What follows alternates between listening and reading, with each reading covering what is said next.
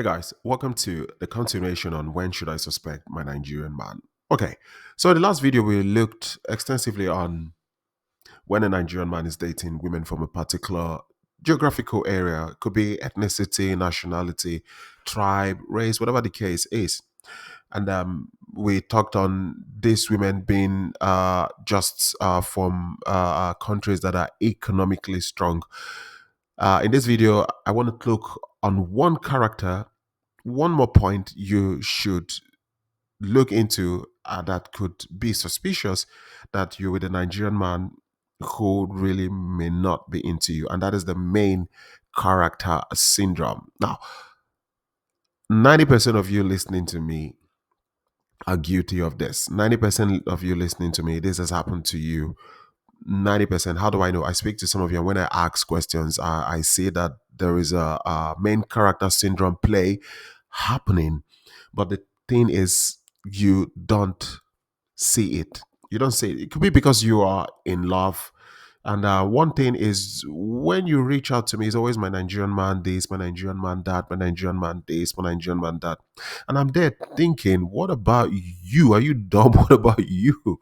What about you? What about you? What about your life? It's always my Nigerian man this, that, this. So you see, along the line, there's this subtle introduction of main character syndrome.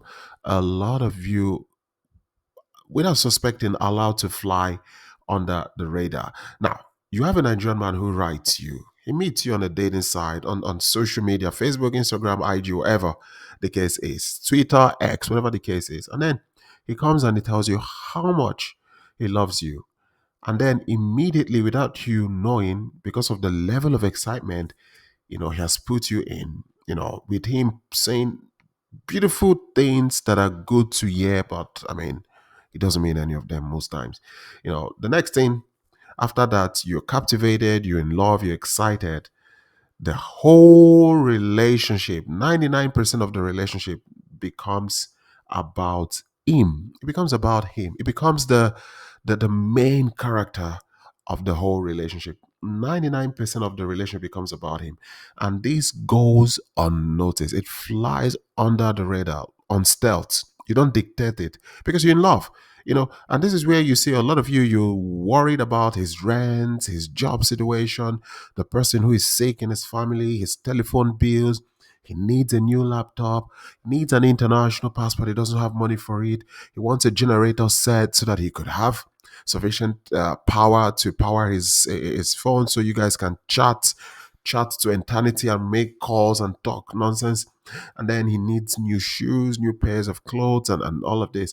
And you are the only one thinking about this. The relationship is just focused and fixed on that dude alone. Nothing concerns you, and you don't know this. It's always about his struggles, what he's facing, what he's going through, these things that are making the relationship not to look like it's progressing because he's struggling. And the question you fail to ask yourself is, prior to you meeting this dude, if he was actually facing all of this, he wasn't unalived. So how is it that since you came into his life, it's like without these things being fixed, he's gonna be unalived? And this is where a lot of you struggle. And listen, I've met a lot of women who are always thinking of their Nigerian man, what he's going through, analyzing every character, behavior, mood, facial expression, everything about him. And you're caught up in this situation, you totally lose yourself. The dude becomes the main character. The relationship is no more mutual. It has gone from just being mutual to you totally fixated and focused on solving the many and endless problem of that Nigerian man.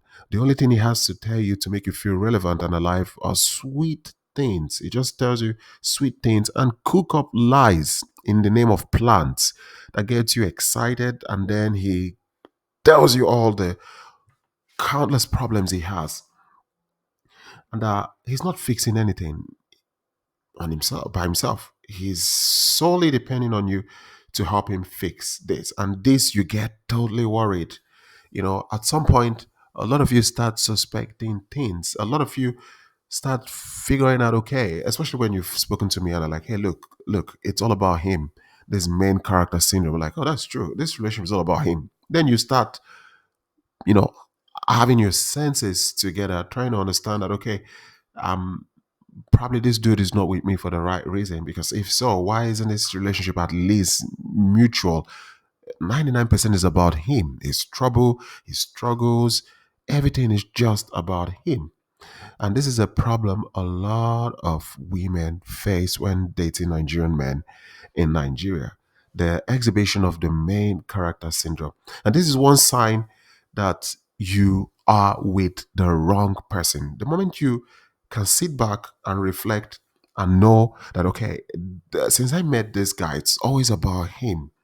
The moment you can pinpoint all these things to see that you're always trying to solve his problem, then you are on the right step. It calls for you to now be suspicious. You have to suspect this. You're always thinking about his problem, how to solve it, what to solve, what to do, and stuff. This is main character syndrome in that relationship. That dude is not with you rightly. His point of being with you is just for himself. It ought not to be so. You are on the wrong relation, in the wrong relationship. And you have to do something about it. So, what should you do if you discover that, okay, wait a minute, I think I've come to discover that this relationship is just about you.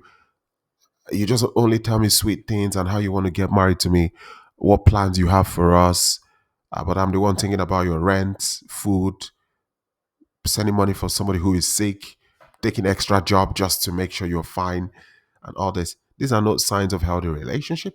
It's a sign for you to suspect that that Nigerian man is with you for all the wrong reasons. Now, you've seen these signs and you're wondering, what should I do about it? Now, the first thing is you identify it. That's the first thing. You see that, okay, this is a pattern. I'm always thinking like, oh, rent, food, and other things. You've come to identify this pattern and you've identified it, okay, but you're still unsure. What if just a kind of like honest coincidence or honest mistake, as the case may be? Well, we will find out by you switching or changing certain behavioral pattern from yourself. The first one is you have to make him understand that you have also your own problems. Hello, welcome to the real world. I live in the United States, doesn't mean I don't have problems. I live in Canada, in Europe, wherever. Doesn't mean I ain't got problems. I got problems too. Who is solving my problem? That's a big question. So you have to now start telling him about your problem. I don't know. I will be late on rent. I don't know what's happening in my car. I don't know. Whatever the case, just stop bringing up your own problem to him too. Tell him about your problem. I'm really, really struggling this moment. Put it out to him. And then the final thing after telling him your problem, you end it with, you have no more money to give because you have so much problem that you don't have any money to give. Put it out there. You've identified the pattern, you've seen it's a pattern. Now make sure you put out your problem, see how he handles your problem.